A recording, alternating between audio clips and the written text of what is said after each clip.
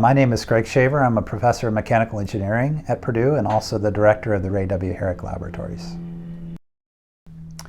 It's not surprising that people are holding on to their cars longer. I think it's largely driven by the cost of buying new vehicles. So yes, I think that cars are more durable and perform better than they did 20, even 10 years ago.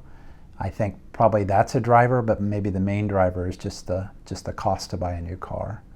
I read something recently that indicated that new cars cost about almost 25% more than they used to before the pandemic started, and used cars themselves cost 40% more. So it doesn't surprise me in that kind of situation that they would hold on to their car longer. I do think that conventional vehicles can reach 12 to 13 years if cared for adequately. One concern I have, though, is with electric vehicles, particularly the battery and its ability to live a good life that long. As batteries age and as they're charged and discharged and as they experience swings in temperature, they age and the capacity decreases over time. So I think 12 to 13 years is not a problem for a vehicle that's not an EV, but for the electric vehicles, I think there's a big challenge there.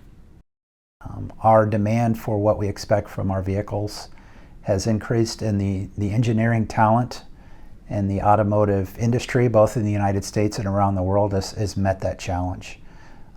This is also at the same time that cars have been required to become more fuel efficient and cleaner from a tailpipe emissions point of view. So in addition to performing better and being more durable, they're also cleaner and more efficient than they've ever been. I think that's really a triumph of the industry and of the engineering and management talent that's the engine behind that.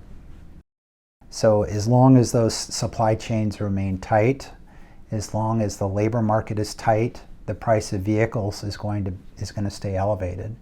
And as we move in the direction of electrification, which is happening in a significant way now, that's also going to increase the price of vehicles. Even with incentives to purchasers of vehicles that are made largely, if not entirely, in the United States, I think we're still going to see the price of vehicles increase. A leading OEM in the United States recently indicated that they did not think that an electric vehicle would cost less than a conventional vehicle any earlier than 2030 and maybe later. So I don't know that the reduction of vehicle prices is something that's going to be coming.